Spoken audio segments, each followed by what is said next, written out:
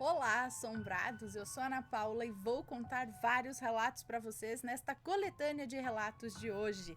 E aí, tudo bem com vocês? Eu espero que esteja tudo bem. Já vou pedindo para você não se esquecer de deixar o like neste vídeo e não se esqueça de fazer aquela visitinha à nossa loja virtual, a lojaassombrada.com.br, onde você vai encontrar novidades, novas estampas nas camisetas que estão lindas. Tem a assinatura da Caixa Assombrada, que ainda dá tempo de você assinar e receber a caixa a partir do mês de novembro. Tem também a opção da compra da caixa de forma avulsa. Entra lá na loja, dá uma fuçadinha que eu tenho certeza que você vai gostar, ok? Então vamos lá para o primeiro relato de hoje, desta coletânea, que é este daqui. O Menino Veado. É um moço que nos conta. O que vou relatar aqui aconteceu com a avó de um colega de escola meu, o Rodrigo. Estávamos na escola esperando o professor entrar na sala e dar início à aula, quando começamos a falar sobre o jogo Minecraft, que na época, há 5 anos atrás, estava em ascensão. Ele e eu jogávamos muito e até hoje eu jogo. Estávamos comentando sobre várias coisas do jogo até que começamos a falar sobre uma dimensão lá no jogo, que tem um monstro, metade homem, metade porco. Quem já jogou ou joga sabe do que eu estou falando. E falando sobre os detalhes daquele bicho, o Rodrigo se lembrou de uma história que aconteceu com a avó dele, a Mariana, há muito tempo atrás, quando o pai dele ainda era muito pequeno. Mariana morava com seu marido, Júlio, em um sítio no interior de Minas Gerais. Mariana era do lar e Júlio trabalhava longe e sempre chegava tarde, por volta da meia-noite.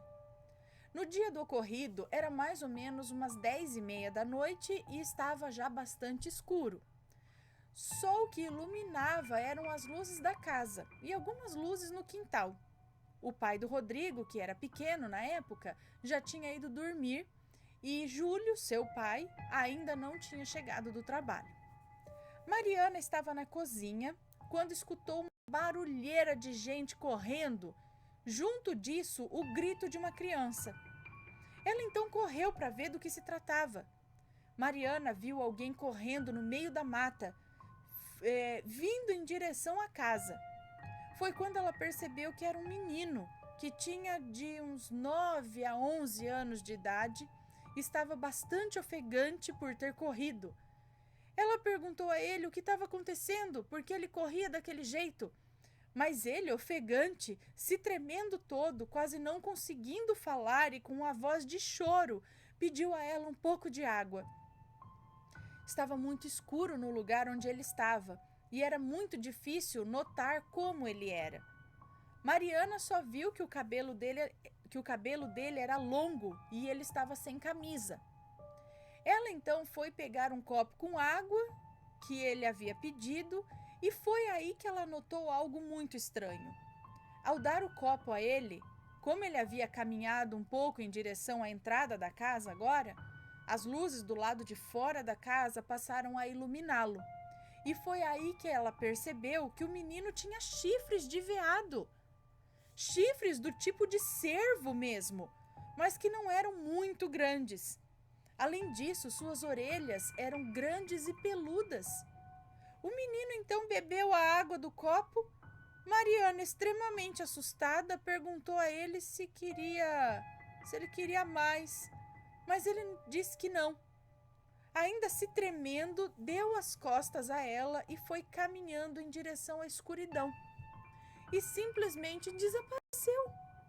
Quando o menino virou de costas, Mariana também notou que seus pés eram patas de cervo, o que a deixou ainda mais assustada e cabreira com tudo aquilo.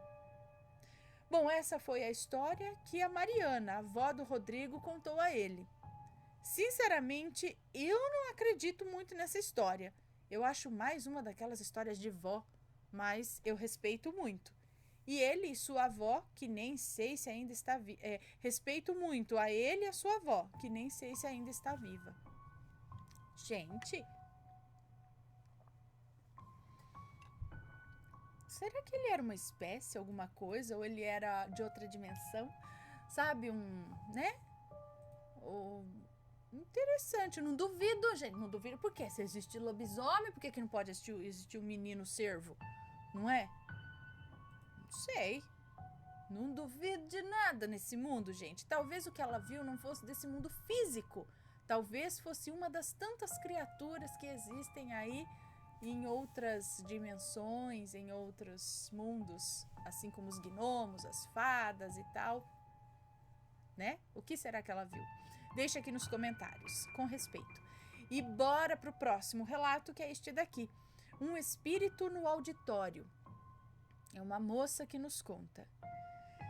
Desde que me entendo por gente, sinto e vejo coisas. Sou o que chamam de médium. Minha mãe também é da mesma forma. Aliás, muito mais do que eu.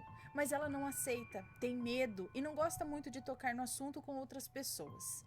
A única pessoa com quem ela fala abertamente é comigo. Conta sempre o que acontece com ela e eu faço o mesmo. O relato que irei contar já tem uns 5 ou 6 anos que aconteceu. Comecei a trabalhar no terceiro turno do trabalho, ou seja, no horário noturno.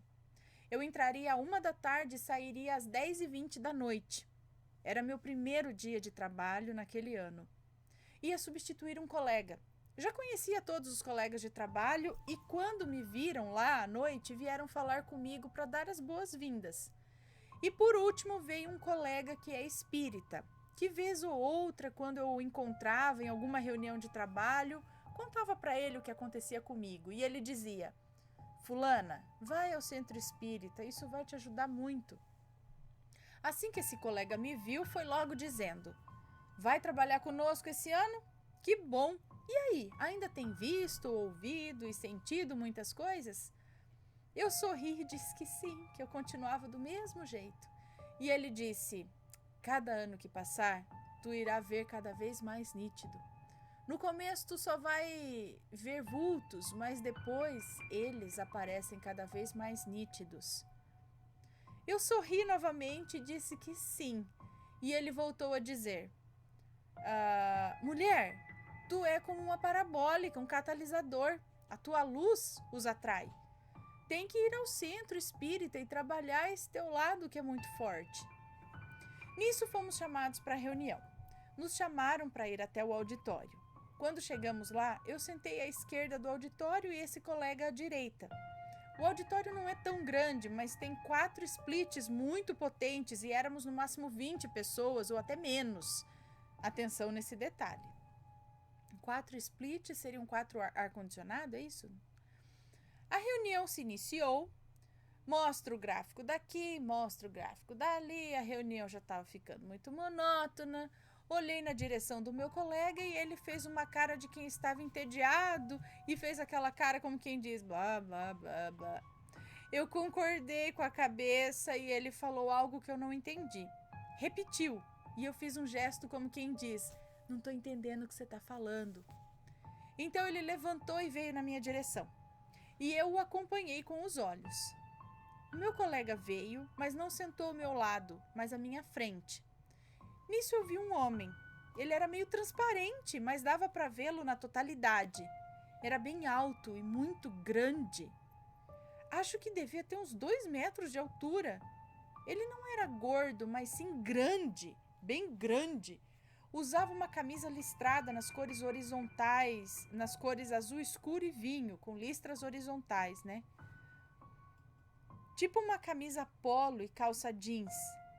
Ele veio na minha direção e sentou sobre mim e cruzou os braços e ficou assistindo a reunião. Sobre? Sim, era um espírito. Quando ele sentou sobre mim, eu comecei a me sentir mal, muito mal. Era uma sensação de morte, uma agonia. Comecei a suar muito. Rapidamente fiquei com a testa molhada de suor e logo pensei: meu Deus, eu vou morrer. Eu tô passando mal, eu vou infartar, eu vou ter um AVC. O que tá acontecendo comigo? Olha, eu não sei dizer quanto tempo durou aquela sensação horrível. Eu lembro de olhar para os lados e ver os meus colegas todos prestando atenção na reunião. Eu suava frio, numa sala com 4 splits ligados. E antes eu estava sentindo frio. Não só eu, alguns colegas estavam até reclamando que estava muito frio no auditório e pedindo para desligar um dos splits. Um detalhe, apesar de me sentir mal, ao mesmo tempo parecia que não estava acontecendo nada. Parecia que não era eu. Eu não sei explicar muito bem essa sensação. Lembro também de sentir o meu pulso. Meus batimentos cardíacos estavam normais. Toquei meu pescoço, os batimentos estavam normais. Abracei minha bolsa bem forte e aquela sensação foi passando. Logo voltei a me sentir bem, como se nada tivesse acontecido. Estava ótima. Bom, a reunião encerrou. Seria servido um belo coquetel e a única coisa que fiz foi tomar um copo de suco, falar rapidamente com alguns colegas que ainda não havia falado e vim embora para casa, tentando racionalizar o que havia acontecido. Então, o fantasma sentou em cima dela. Gente, será que quando a gente começa a se sentir meio assim, tem um fantasma sentado? Mas peraí, ele não estava vendo que ela estava ali? Por que ele sentou justamente em cima dela para assistir a reunião? Meu, senta do lado, tem um monte de cadeira aqui. Dá licença, seu fantasma, porque é em cima de mim. Ou ele não estava vendo ela também? Mas o fantasma não vê o lado de cá também, não? Mas estava vendo a reunião. E ele era muito grande. Será que ele era uma pessoa de outra dimensão? E aí, a hora que juntou os dois corpos ali, deu agonia, um negócio esquisito? Outra dimensão, meu Deus. Não sei, deixem suas opiniões aqui embaixo. Próximo relato, Terço das Almas Perdidas. É uma moça que nos conta. Esse relato aconteceu em 2007. Nessa época, eu tinha por volta de uns 18 anos. Já era casada e muito católica mesmo. Não faltava nenhuma missa, nenhuma consagração. Ia em todas as novenas e tinha uma prática muito particular, que era a de todas as noites rezar um terço para as almas perdidas. Uma certa noite, como de costume, rezei meu terço e ofereci para uma alma que estivesse precisando. Virei para o lado e adormeci. Na casa em que meu marido e eu morávamos, a cobertura era de telha e madeira, de forma que à noite a luz da lua entrava pelas frestas e deixava tudo iluminado. Pois bem, eu já estava num sono profundo quando ouvi um psiu.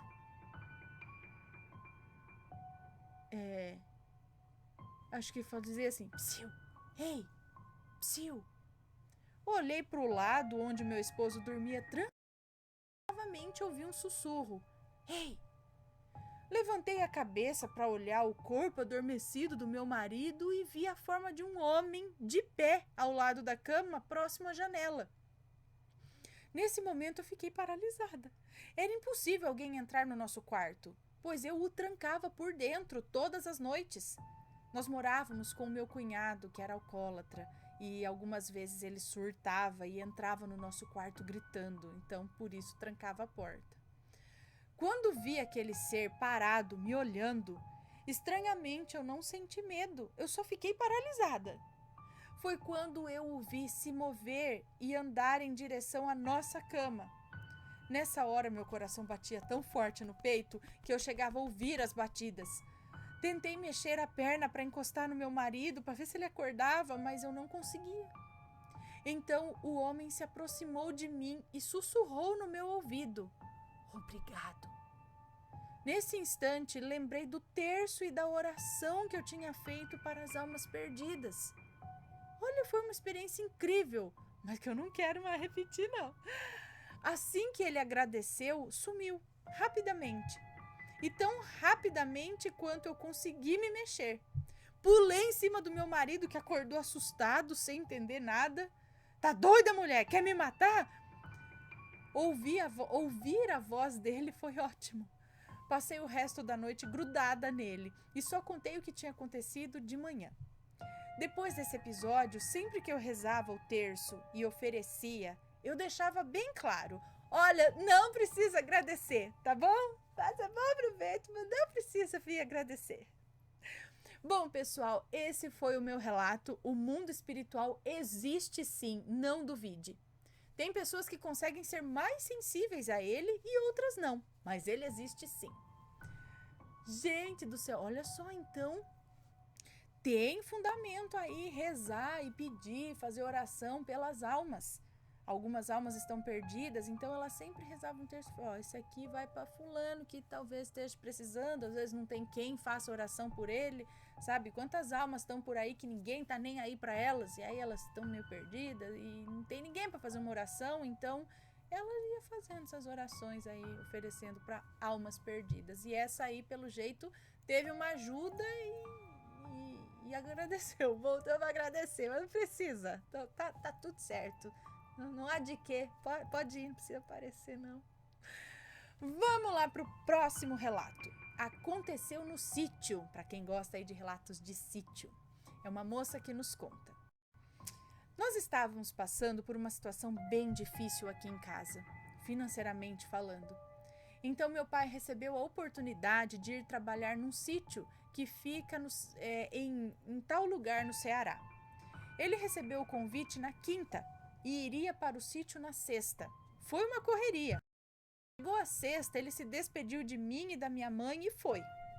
Chegando lá, ele encontrou 2 homens que trabalhavam lá, o Agenor e o Paulo. O Agenor tinha uma casa e morava com sua família. Já o Paulo não tinha ninguém, só trabalhava ali para se sustentar. Agenor disse para o meu pai que eles ficariam numa pequena casa do sítio. A casa era bem macabra e velha. Parecia que não era visitada há anos. Tinha até alguns morcegos lá dentro. Cheia de teias de aranha.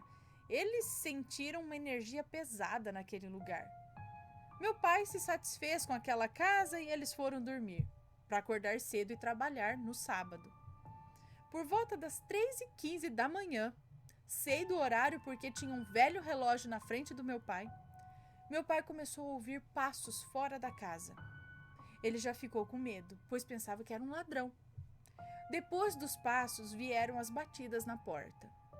O Paulo acordou e ouviu tudo também. Ficaram com muito medo até que o Paulo criou coragem e foi abrir a porta, mas não tinha ninguém lá. Ele entrou de novo, rezaram bastante e conseguiram dormir. Resolveram deixar o acontecido só entre eles. No dia seguinte, quando eles estavam trabalhando e comentando sobre o que tinha acontecido, um velho senhor que o Paulo não conhecia muito pediu um pouco de água e disse que sentia falta do sítio, da casa dele, e pediu desculpas para o Paulo e para o meu pai por tê-los assustado na noite passada. Meu pai ficou de boca aberta. Ele estava falando com um fantasma. Paulo, todo medroso, perguntou se a casa dele era a mesma que eles dormiram na noite anterior, e o velho falou que sim. Eles foram se sentar debaixo de um alpendre e quando se viraram para a direção do velho, ele tinha sumido. Não tinha como um velho de aproximadamente, 75, 80 anos sair correndo de lá. Eles respiraram fundo e voltaram ao trabalho. Mais tarde, já mais calmos, eles comentaram tudo com o Agenor, que ficou pasmo.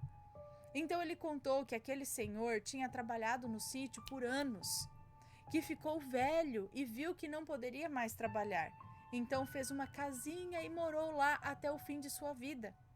Ele era muito sozinho e tinha sofrido muito na vida, antes de ir lá. Lá ele foi mais feliz. E há exatamente 15 anos de sua morte, ele foi visitar sua casa no sítio, onde foi tão feliz.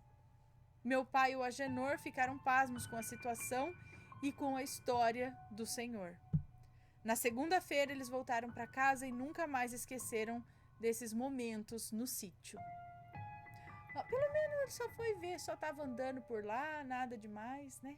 Estava lá querendo ver o sítio, deu uma assustada, desculpa, não era minha intenção assustar, eu só queria andar por aqui mesmo, rever minha casinha. Ai, gente, vai saber quantas coisas desse tipo não acontecem, hein? Próximo relato, o livramento da minha mãe. Não sei se é um moço ou uma moça, vamos ver aqui, ó. Todos os meses, a minha mãe sempre ia ao banco receber o dinheiro da aposentadoria da minha avó por parte de pai. Apesar da minha avó paterna ter uma filha, quem cuidava de toda a medicação, levava para as consultas, dava insulina, pois ela tinha diabetes, era minha mãe, ou seja, a nora, né? Bem, ela chegou no banco normalmente, recebeu o dinheiro e foi para a parada de ônibus para ir para o terminal e de lá ir para casa. Ela disse que de repente ficou com um mau pressentimento, agoniada, mas não sabia por quê. Quando chegou no terminal, ela estava sentindo ali uma sensação de estar sendo observada. Estava com a sensação de estar sendo observada. Olhou para os lados sem dar muita importância e voltou a olhar para frente. Foi então que ela escutou um sussurro em seu ouvido. Não dava para distinguir se era homem ou mulher, mas disse assim: "Tem alguém te observando." Minha mãe se assustou e olhou novamente para os lados, mas não conseguia ver ninguém que parecesse estar olhando para ela. Ela olhou para frente outra vez. Foi então que novamente, quase que no mesmo instante, ela sentiu um aperto em seu ombro direito, como se uma mão estivesse apertando ali. E escutou agora um pouco mais alto: "Tem alguém te observando." A minha mãe começou a reparar do lado direito dela. Foi aí que ela viu um homem que olhava bastante para ela. E quando ela virava para ele, ele disfarçava. Então ela ficou aflita. Com certeza, ele tinha visto que ela tinha sacado dinheiro no banco e pegaria o mesmo ônibus, para que quando ela descesse, ele pudesse assaltá-la. No terminal, havia 2 ônibus que ela poderia pegar para ir para casa. Então ela ficou num ponto em que ela ficaria no meio dessas 2 paradas. Ele estava distante dela, num ponto neutro, mais próximo de uma parada do que da outra. Então minha mãe disse que esperou chegar os 2 ônibus ao mesmo tempo, para que ele se distraísse com a movimentação das pessoas. Quando isso aconteceu, ela pegou um dos ônibus, sentou na cadeira e se abaixou o máximo que pôde para que ele não pudesse vê-la, e só ficou observando. Quando ele olhou para onde ela estava antes e não a viu, ele se desesperou. Ele olhava de um lado para o outro, aflito, e colocava a mão na cabeça, assim, desesperado. Detalhe dos 2 ônibus que pararam.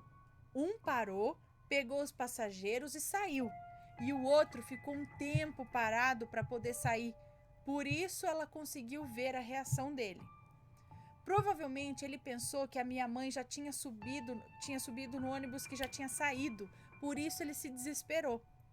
Depois que o ônibus saiu e ele não subiu, minha mãe respirou aliviada. Ela me disse que não sabe o que aconteceu, mas com certeza foi um anjo que a livrou daquilo. Gente, escutar 2 vezes o sussurro, avisando que tem alguém observando, né? Sentir isso daí e reparar, realmente foi um aviso, um livramento, né? Muito interessante. E ele ficou assim procurando ainda, então ele estava com a intenção realmente de fazer alguma coisa. Tem muito isso, tem que tomar muito cuidado. A pessoa vai tirar dinheiro, tem alguém observando, vai seguindo, a hora que vê uma chance, pá, para pegar o dinheiro que tirou ali no banco. Próximo e último relato desta coletânea de relatos de hoje. Avistei uma criatura misteriosa que guardava um cemitério perdido. Olha que interessante, é uma coisa que nos conta. A minha mãe, Edna, tinha apenas 8 anos de idade quando ocorreu o relato, lá pelos idos dos anos 70. Ela era a filha mais velha da Rafaela, mulher humilde e que morava na época numa fazenda que era cortada por um rio. Todo dia Rafaela ia lavar roupa na beira do rio e pescar também. E levava consigo Edna e sua outra filha, Patrícia, para que ficassem brincando na outra margem do rio. As meninas adoravam brincar de castelinho na areia ou pescar lambari. Em um desses dias, Rafaela resolveu levar apenas Edna, por ser a maior e conseguir ajudá-la a trazer os peixes de volta. Como de costume, Edna foi brincar na outra margem, na qual tinha uma visão privilegiada da mata que ficava sempre atrás de sua mãe. Rafaela sempre ficava muito concentrada na pescaria e falava para a filha não dar nenhum pio para não espantar os peixes. Edna, brincando, mas olhando para sua mãe, percebeu uma movimentação estranha atrás, na mata, como se alguém estivesse andando por lá. Edna apontou para sua mãe, que por sinal nem ligou. Foi quando surge, para surpresa de Edna, uma criatura assustadora atrás de sua mãe. Era enorme e assustadora. A seu ver, era 2 vezes maior do que o tamanho de sua mãe. Aquilo era peludo, se assemelhava a um animal, mas andava como um ser humano. A criatura estava chegando perto de sua mãe quando Edna resolveu gritar, apontar e gritar para que sua mãe saísse dali. Sua mãe, sem entender, ficou extremamente brava e falava: "Se aquiete, Edna! Assim você vai espantar todos os peixes, menina chata!" A criatura, ao ouvir os berros da menina, saiu correndo mata dentro. Rafaela, ainda brava com a menina, resolveu ir embora e disse que nunca mais a levaria, pois estava atrapalhando a pescaria, e ao menos quis acreditar na história que a filha havia lhe contado, ainda assustada. Com o passar dos dias, Edna ainda lembrava do acontecido e resolveu contar para o seu avô, que acreditou na história e resolveu levar a menina de volta ao local, para que mostrasse onde tinha visto a criatura. Para surpresa dos dois, após vasculhar a área, viram que aquele exato local onde a criatura saiu se tratava de um cemitério abandonado, com poucos túmulos. Por se tratar de um local onde aconteceu a Guerra do Paraguai, deveria ser um cemitério de soldados. Ao passar dos dias, seu avô começou a cuidar do local. Carpiu, ajeitou as cruzes, fez até um cercadinho bonito no local, pois, a seu ver, a criatura só estava ali para que alguém descobrisse e cuidasse do local abandonado que estava ali. Nunca mais o bicho estranho foi avistado no local, mas descobriram pela região relatos parecidos de avistamentos deste ser assustador. Ai, que interessante! Será que o bicho estava ali por causa do cemitério? Mas por que um bicho desse? Que não uma alma, ou sei lá, algum outro ser? Porque um bicho peludo, tipo um pé grande, assim, pelo que ela descreveu? Alguém já viu algo parecido? Deixem aqui nos comentários. Pessoal, esses foram os relatos de hoje. Espero que tenham gostado. Um grande beijo para vocês e a gente se vê num próximo relato. Fui! Tchau, tchau!